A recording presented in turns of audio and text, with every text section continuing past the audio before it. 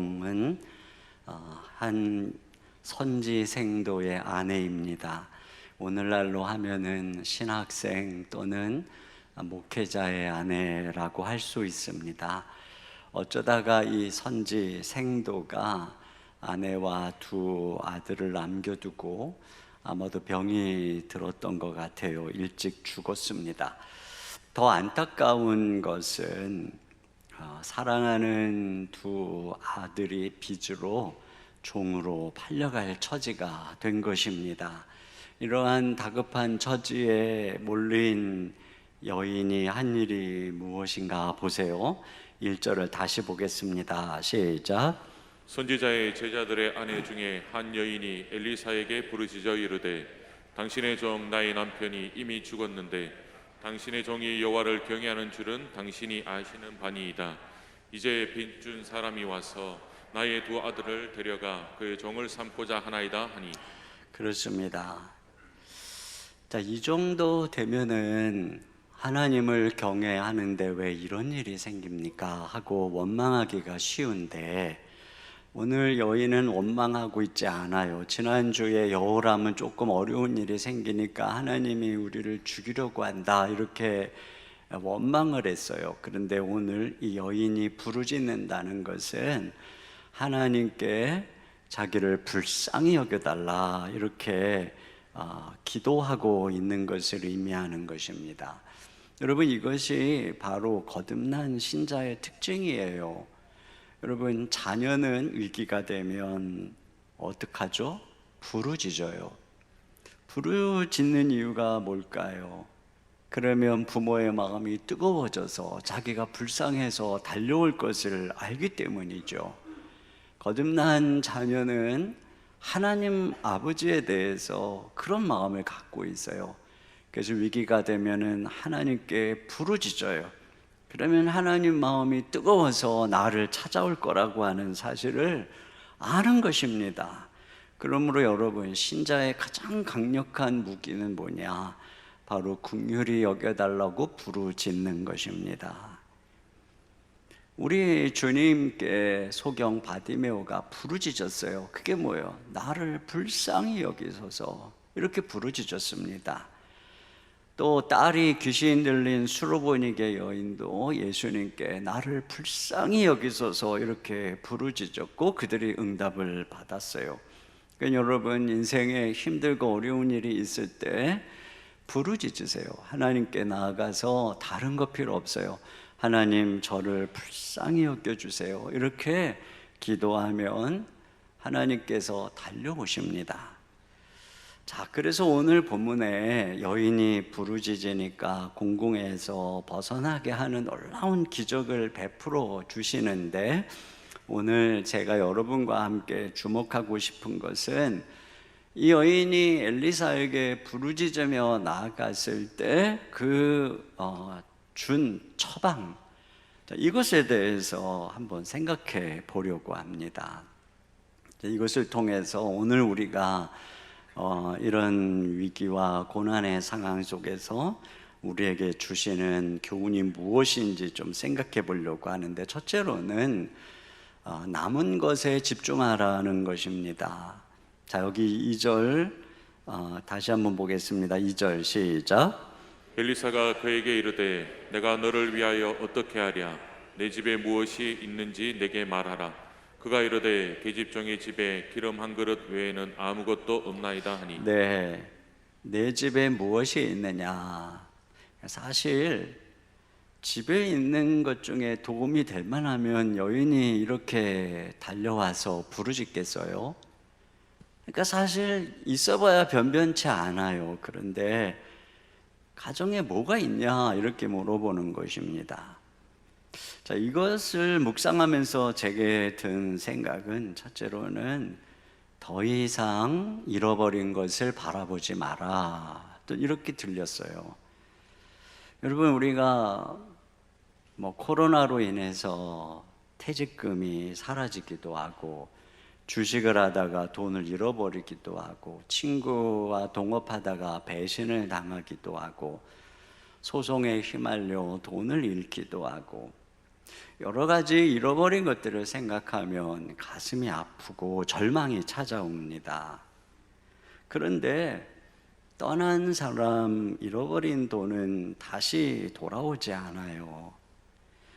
그리고 우리가 돌아올 수 없는 것에 집중하고 있는 동안 우리는 계속 절망 속에 무너지고 가라앉게 되는 것입니다. 그러니까 떠난 것은 떠나보내고 남아있는 것에 집중하는 순간에 더 이상 내려갈 수 없는 바닥에 발을 디디게 되는 것입니다. 저도 교회 개척 초기에 참 마음 아플 때가 종종 사람들이 떠나가는 것이었어요. 그것도 이제 개척 초기니까 다 잘 아는데 떠나갈 때마다 내가 버림받은 것처럼 또는 내가 실패자처럼 여기면서 소가리를 얼마나 많이 했는지 몰라요. 어떤 때는 몇 개월을 소가리를 하면서 자기를 자책하고 우울에 빠지기도 했습니다. 근데 그때 어느 집사님이 해주신 말씀이 생각이 나요. 목사님, 왜 떠난 분만 바라보고 계세요? 저희도 있잖아요. 이렇게 말씀하셨어요. 근데 정말 그 말씀이 저를 정신나게 했어요. 그러고 보니까 남아있는 많은 성도들이 있었고 그들이 저를 바라보고 있었어요. 저는 실패했다고 목회자로서 자격이 없다고 자책하고 있었는데 그분들은 저를 응원하고 바라보고 있었고 저는 다시 일어날 수 있었습니다. 두 번째로 좋으신 하나님을 믿으라는 것입니다. 자, 오늘 여기 선지자는 모든 이웃에게 그릇을 빌리라고 하죠. 3절입니다. 시작. 이르되 너는 밖에 나가서 모든 이웃에게 그릇을 빌리라. 빈 그릇을 빌리되 조금 빌리지 말고. 네, 그릇을 조금 빌리지 말고 네가 할 수 있는 한 많이 빌리라는 거죠. 이건 뭐냐? 믿음의 그릇을 준비하라는 것입니다. 여러분, 그릇을 사와라 이렇게 하는 게 아니고 빌려오래요. 빌려오는 것은 그렇게 어려운 일이 아닙니다. 집집마다 다 여분의 그릇이 있어요. 또 안 쓰는 항아리도 있고, 또 부엌에 가면 손님 오면 쓰려고 쟁겨둔 많은 그릇들이 있어요. 그래서 보통 잔치가 돼서 많은 손님을 받아야 될 때는 이웃집에 가서 막 그릇들을 빌려오잖아요. 한 동네에서 그릇 빌리는 것이 어려운 일이 아닙니다. 근데 문제는 뭐겠어요? 믿음이죠. 내가 얼만큼 빌릴까 하는 것은 하나님께서 과연 내가 가진 이 기름 한 그릇, 한 병, 이걸 가지고 얼마나 채워주실까에 대한 믿음, 이것이 결정하는 것입니다. 그런 면에서 여기에서 이 믿음은 뭐냐? 나를 향한 주님의 인자하심과 풍성한 긍휼을 내가 얼마나 신뢰하느냐의 문제입니다. 여러분, 지난주에 우리가 살펴볼 때 하나님이 골짜기에 개천을 많이 팔아, 웅덩이를 많이 팔아 이렇게 하셨어요. 그리고서는 그 다음날 하나님이 골짜기에 물을 보냈는데 얼만큼 보냈을까요? 그 판 웅덩이 겨우 채울 만큼 보냈을까요? 아니죠. 그 골짜기에 물살이 힘차게 밀려와서 웅덩이들을 다 채우고도 남게 많은 물들이 흘러 떠내려갔어요. 그런데 나는 겸손하게 웅덩이를 하나만 파고 이 물로 군사들과 아껴 쓰겠습니다. 이렇게 말한다면 이것이 정말 주님이 원하는 겸손일까요? 여러분, 이것은 하나님의 풍성한 은혜를 스스로 축소하는 것입니다. 그릇을 조금이 아니라 많이 빌리라는 것은 그만큼 하나님의 풍성하신 은혜를 신뢰하라는 거예요. 주님은 내 믿음대로 될 것이다 라고 말씀하셨습니다. 그러니까 하나님은 우리가 믿음의 그릇을 준비하는 만큼 채워주신다는 것이지요. 혈루증 여인은 예수님을 얼마나 크게 믿었냐면 옷자락만 만져도 나을 거라고, 아무도 고치지 못했던 병이 나을 거라고 믿었더니 그대로 됐어요. 백부장은 말씀만 하셔도 내 종이 나을 거라고 믿었고, 그러자 정말 말씀만 했는데 병이 나았어요. 그가 엄청나게 큰 믿음의 그릇을 준비하니까 말씀으로 천지를 창조하시는 그리스도의 능력을 경험하는 은혜를 담아주신 것입니다. 주님께서는 내 입을 넓게 열라 내가 채우리라 이렇게 말씀하셨어요. 그러니까 하나님을 내 이성과 또는 내 초라한 자화상으로 제한하지 말라는 것입니다. 하나님께서는 우리가 생각하는 것보다 우리를 훨씬 더 사랑하시고 우리가 생각하는 것보다 훨씬 더 크고 놀라운 계획을 가지고 계신 분입니다. 어느 목사님이 친구하고 내기를 했어요. 내가 자네에게 새를 사게 하겠다. 만약에 자네가 사면 자네가 나에게 $100를 주고 자네가 새를 안 사면 내가 자네에게 $100를 주겠다고 그랬습니다. 그러니까 뭐 이런 내기야 당연히 하겠다고 했어요. 그러자 그 다음날 이 목사님은 친구에게 3장을 선물을 했어요. 이게 뭐냐 그러니까 자네가 새를 살 거기 때문에 내가 미리 3장을 선물하는 거니까 거실 한쪽에 걸어두라고 했습니다. 친구는 웃으면서 알겠노라고 했어요. 그리고 이제 그 다음날부터 늘 거실에 걸려있는 빈 3장을 매일 순간순간 보고 그때마다 너는 새를 사게 될 거야, 이게 막 생각이 나는 겁니다. 또 친구가 집에 놀러 오면 그 걸려있는 빈 3장을 보고 새는 어디 갔냐고 물어보는 겁니다. 그때마다 또 상황을 설명하고 이렇게 매일 3장을 쳐다보고 이렇게 매일 사람들에게 설명하고 그러다가 너무나 그게 귀찮아졌어요. 내가 차라리 이것 때문에 생각하고 스트레스 받느니 새를 사는 게 낫겠다 생각해가지고 새를 샀어요. 여러분, 믿음의 그릇을 준비하는 게 이렇게 중요한 것입니다. 그릇을 빌리는 것은, 그릇을 준비하는 것은 우리가 하는 것이고, 그러면 우리 하나님은 채워주시는 것입니다. 자, 그런데 그 다음에 엘리사는 이제 뭐라고 하냐면 문을 닫고 빈 그릇에 2 아들과 함께 기름을 부으라고 얘기를 합니다. 자, 여기 4절 5절에 중요하게 반복되는 단어가 문을 닫고예요. 같이 한번 4절 5절 읽어봅니다. 시작. 너는 2 아들과 함께 들어가서 문을 닫고 그 모든 그릇에 기름을 부어서 차는 대로 옮겨 놓으라 하니라.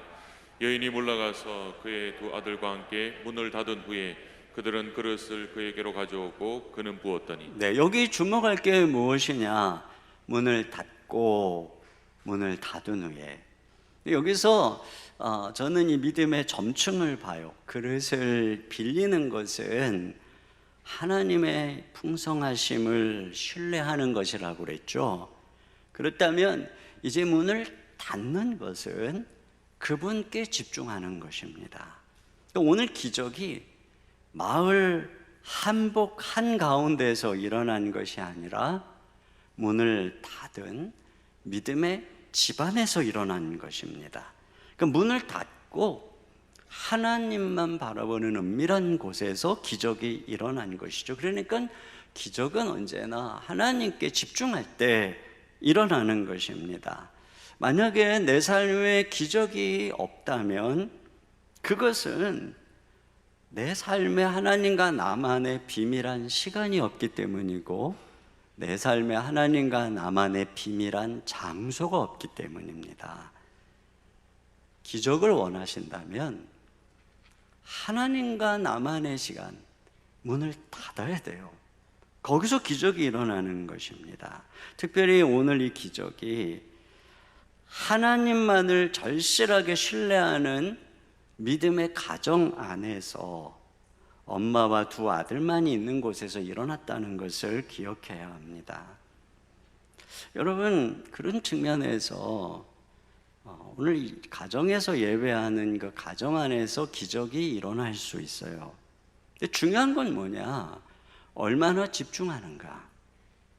여러분, 이 현장 예배당이 좋은 이유는 우리가 사모하는 마음으로 달려와서 함께 찬양하고 함께 주님을 바라보는 많은 사람들 속에서 오직 하나님께 집중하기가 쉽다는 것입니다. 그래서 전심으로 하나님께 집중하는 이 예배 시간에 치유가 일어나고 응답을 경험하는 기적이 일어나는 것입니다. 그러니까 가정에서도 예배를 통해서 우리가 집중할 수 있다면 얼마든지 기적이 일어날 수 있는 거예요. 그런데 그냥 집에서 예배해 드리는 게 편안하니까 대강 때우는 식으로 예배한다면 여러분은 기적이 일어나는, 영혼의 혁명이 일어나는 소중한 시간을 놓치는 것입니다. 왜 우리가 그동안 이 코로나19 이전에 힘들어도 주차하기 어려워도 매주 예배당에 나오고 예배를 사모했을까를 한번 기억해 보세요. 왜 비가 와도 예배당을 향했고 아이들 옷 입히고 유모차에 태우고 힘들지만 왜 예배당을 향했을까? 왜냐하면 그 예배에 기적이 있고 그 자리에 치유가 있고 거기서 우리는 전심으로 주님을 향해 바라볼 수 있기 때문에, 그 예배가 내 영혼의 발전소였기 때문에 그런 것입니다. 그런데 만약에 우리가 이 예배 시간을 편안한 타성으로 앉아서 때우기 시작한다면 이제 내 인생은 더 이상 기적도 은혜도 경험하지 못하게 되고 날마다 영혼은 시들어가게 될 것입니다.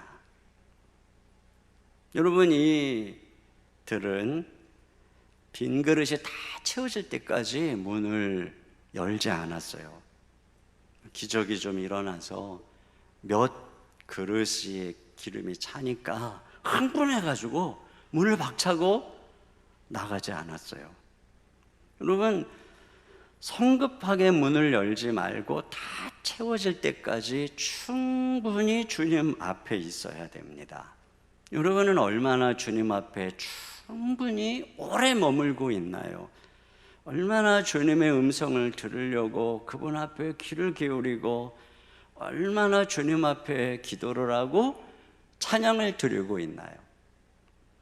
자, 근데 그 다음에 생각할 것은 뭐냐?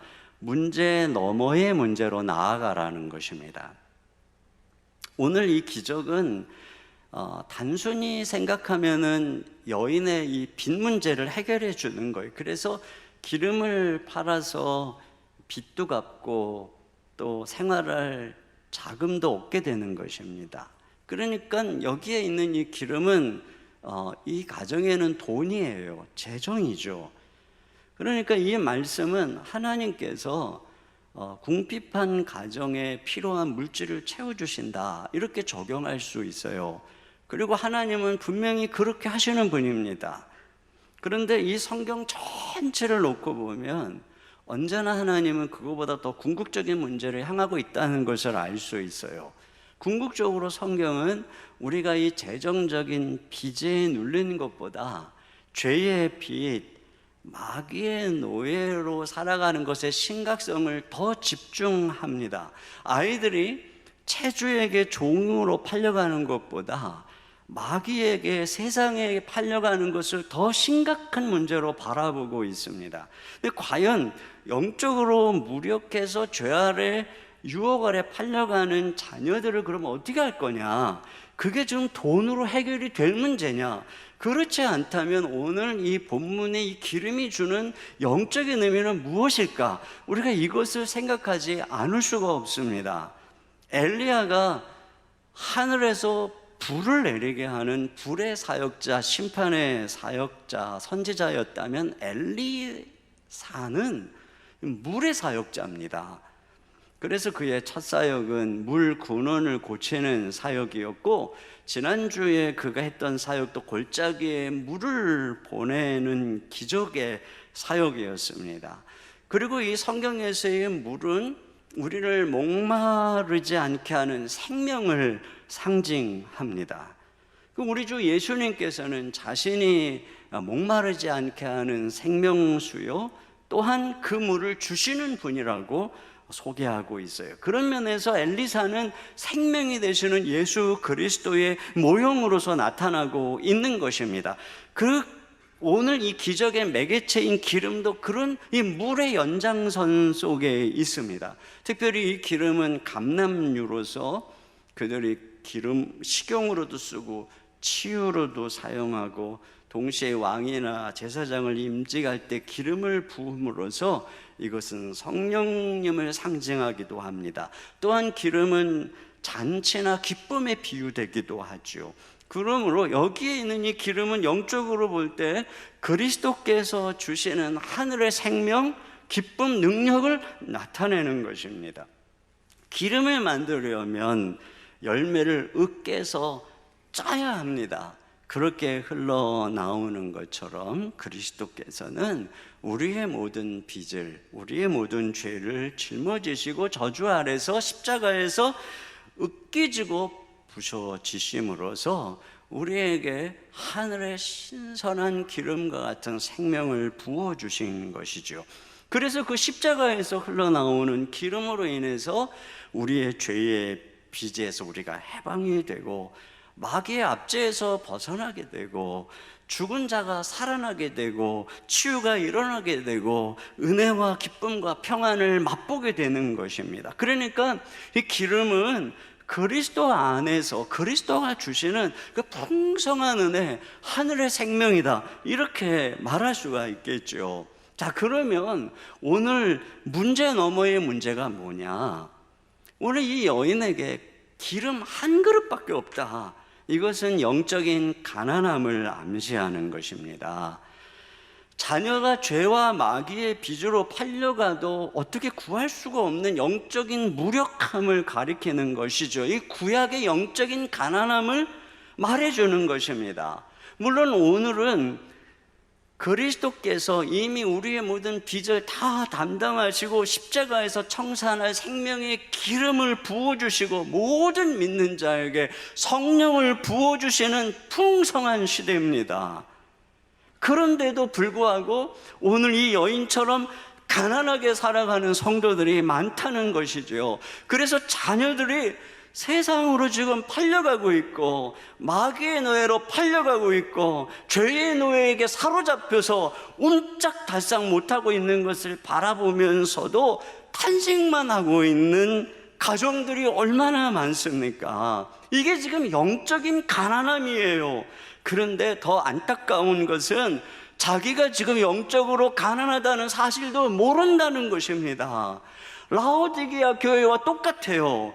요한계시록 3장 17절입니다. 시작. 내가 말하기를 나는 부자라 부여하여 부족한 것이 없다 하나 내 공고한 것과 가련한 것과 가난한 것과 눈먼 것과 벌거벗은 것을 알지 못하는도다. 그렇습니다. 그러니까 이렇게 가난하고 헐벗었는데 알지 못하는도다. 여러분, 이게 바로 오늘 이 본문의 문제 너머의 문제입니다. 우리가 지금 직시해야 되는 문제죠.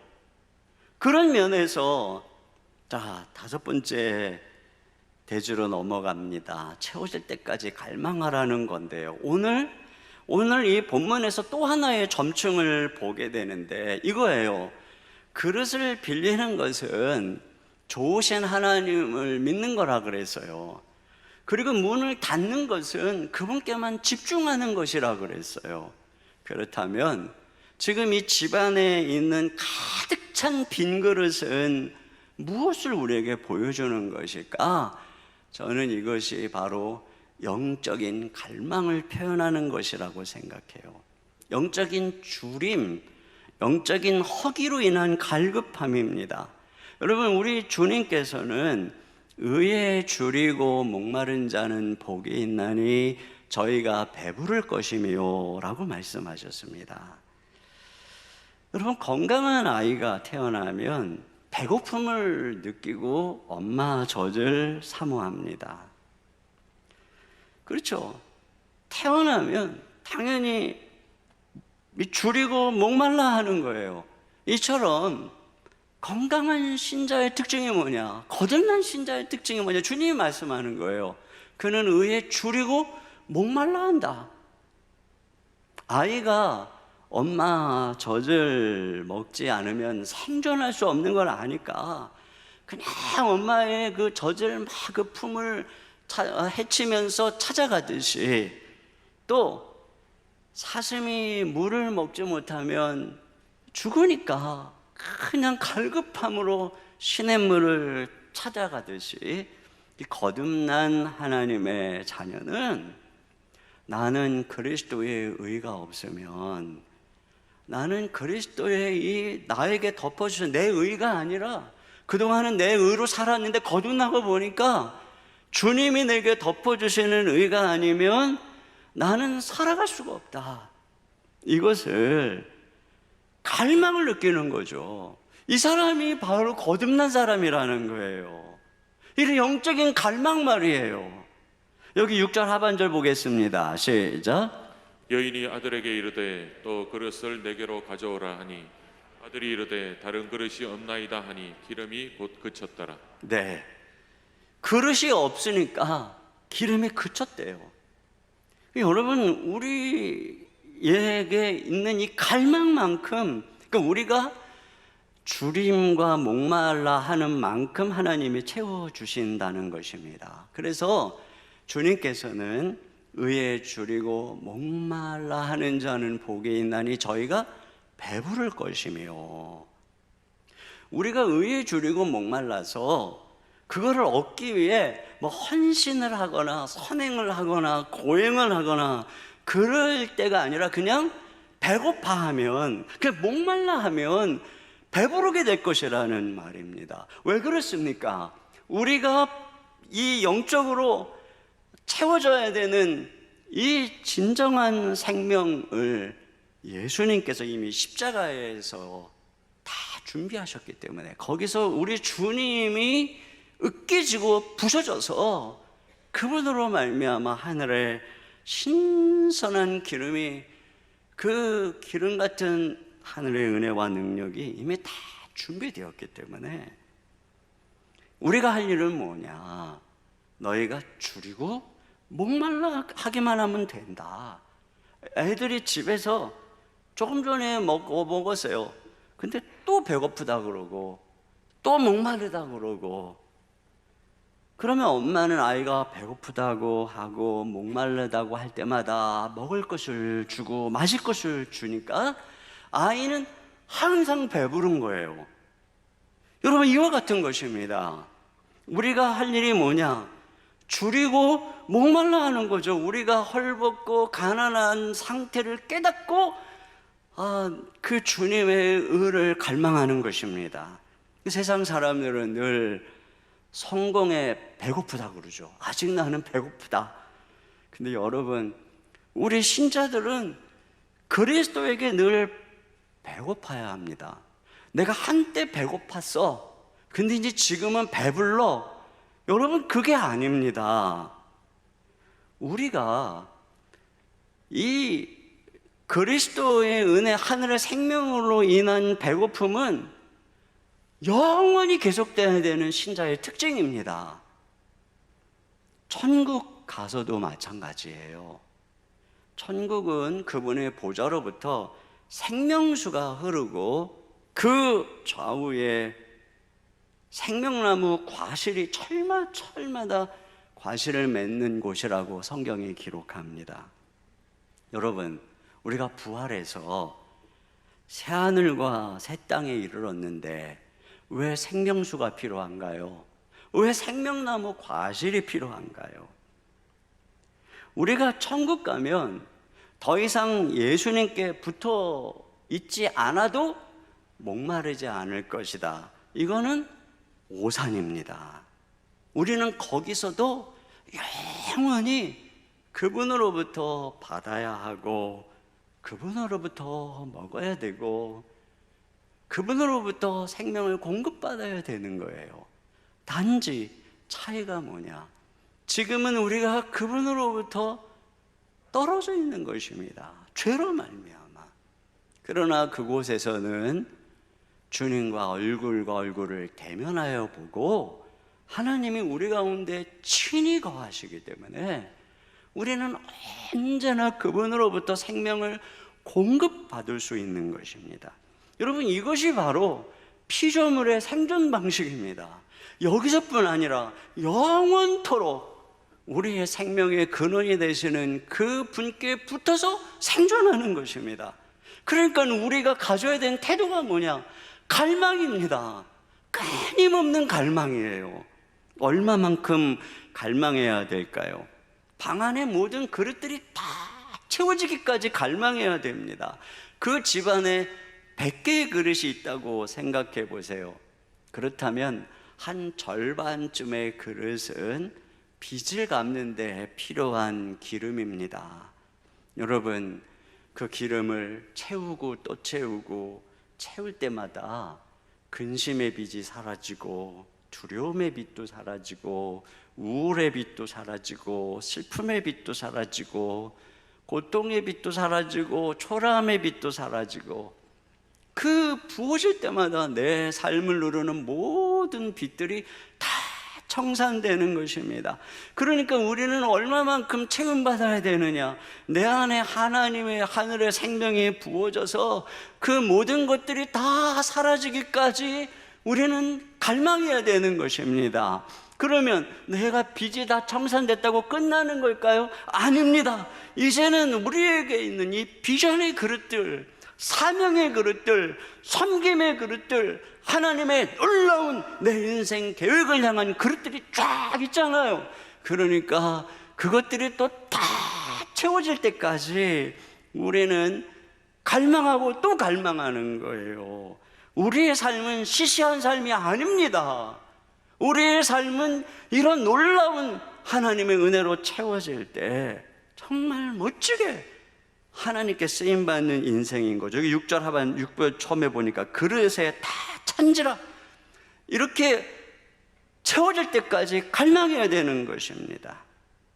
이렇게 다 차니까 선지자에게 가서 된 일을 말하죠. 자, 뭐라고 하는 거 보세요. 7절입니다. 시작. 그 여인이 하나님의 사람에게 나아가서 말하니 그가 이르되 너는 가서 기름을 팔아 빚을 갚고 남은 것으로 너와 내 두 아들이 생활하라 하였더라. 네, 기름을 팔아서 살아라 가라는 것입니다. 여러분, 우리 신자의 삶이 뭘까요? 그것은 바로 기름을 팔아서 사는 겁니다. 저는 참 이렇게 저의 인생을 돌아보면 근본이 가난한 인생인 것 같아요. 특히 아내하고 결혼해서 살면서 느낀 건데, 제 아내는 늘 평안해요. 별로 걱정 근심이 없어 보여요. 늘 아내는 저를 위한 강력한 기도의 동역자지만 가끔 아내도 늦잠을 자고 일어날 때가 있어요. 그래도 늘 해피해요. 기도를 안 해도 제 아내는 항상 해피해요. 근데 저는 근본이 가난하고 정서가 불안정하고 염려 근심이 많고 몸은 허약하고, 그러니까 일어나면 불안해요. 요즘 그렇다는 게 아니에요. 요즘 많이 나아졌고 지금 맨날 얘기하는 거예요. 그래서 하루를 살아갈 때 기도를 안 하면 불안해요. 이건 지금도 마찬가지예요. 그래서 제가 늘 하는 일이 뭐냐면, 먼저 눈을 뜨자마자 그리스도에게 나아가서 그 부어주시는 은혜를 간구하는 거예요. 그러면 주님이 채워주셔서 그제서야 비로소 내 마음에 두려움이 진정이 되고 걱정 근심이 진정이 되고, 주님께 미주알 고주알 다 근심 염려를 아뢰고 하루를 시작할 때 내 머릿속에서 모든 나를 누르던 것들이 떠나가고, 그리고 그분의 은혜와 능력을 구할 때 하루도 힘있게 살아가는 거죠. 그러니까 제가 기름을 팔아서 살고 있는 거예요. 기름을 팔아서. 교회 갈 때도 마찬가지예요. 저는 선천적으로 사람을 만나는 것을 막 좋아하거나 또 이렇게 앞에서 설교하는 것을 즐거워하는 사람이 아닙니다. 늘 저 자신을 부족하게 생각하고 또 초라하게 생각하는 사람입니다. 그런 저에게는 강단에서 설교하는 게 큰 부담이니까, 그러니까 여기에 서기 전에 제가 맨날 주님 앞에 엎드립니다. 지금 여러분에게 이렇게 설교하기 위해서 월요일부터 어제 밤까지 계속 이 말씀을 놓고, 하나님, 저의 이 텅 빈 마음에 제 이 머릿속에 주님 말씀을 채워주십시오. 그리고 주님께 머리 조아리고 종일 엉덩이가 땀띠가 나고 허리가 아플 정도로 앉아 있습니다. 기도합니다. 그리고 주님이 부어주신 거 가지고 목회하는 거죠. 지난 한 30년 정도의 저의 목회는 생각해 보니까 이렇게 기름을 팔아서 사명을 감당한 거였어요. 근데 이게 바로 신자의 삶이에요. 우리의 힘으로 뭐를 할 수 있어요? 우리 개인의 힘으로 어떻게 자녀들을 마귀의 빛 아래서, 죄의 빛 아래서 벗어나게 할 수 있어요? 오직 하나님이 주시는 기름을 팔아서만 자녀도 구원할 수 있고 또 사역도 감당할 수가 있는 것입니다. 요한 웨슬리는 1738년 10월에 여러 목사님들과 함께 밤을 새우면서 기도하는데 새벽 3시쯤에 성령의 능력을 경험했다, 이렇게 기록을 하고 있고, 그 이후로 요한 웨슬리의 사역의 전과는 완전히 달라졌다라고 말하고 있어요. 조지 박스라고 하는 사람 혼자 2주간 동안 하나님의 능력을 구했어요. 그 결과 그의 삶이 바뀌었어요. 그러니까 이게 지금 뭘 말하는 것입니까? 모두가 다 마음속에 갈망함이 있었던 거예요. 배고픈 거죠. 근데 그렇게 갈망하면서 주님께 나아갔을 때 한결같이 체험을 받았다는 것이고, 그들은 그 능력, 그 기름을 팔아서 모든 위대한 사역을 감당했다라고 하는 것입니다. 여러분, 이것이 진정한 기적입니다. 물론 이 기름이 실제적인 재정, 돈의 공급을 통해 세상에 빚을 청산하는 것도 분명 하나님의 기적입니다. 그러나 더 중요하고 근본적 기적은 우리의 내면에 이 생명의 기름을 부어주셔서 우리 속의 모든 두려움, 짜증, 근심, 염려, 상처를 몰아내시고 하나님의 평강, 사랑, 기쁨이 흘러내리게 하고 하나님의 말씀을 채워주셔서 바로 그 능력으로 내 내면을 변화시키는 것. 여러분, 여기서부터 하나님은 일하는 거예요. 하나님의 순서는 이와 같이 먼저 우리 내면에 기름을 부어서 빛을 청산하고 먼저 우리의 자화상을 바꾸고, 그리고 나서 우리의 환경과 우리의 조건들을 바꿔나가시는 것입니다. 위대한 일을 이루시기 전에 먼저 하나님은 우리 내면에 강력한 당신의 능력을 부어주시는 거예요. 이것이 하나님의 순서입니다.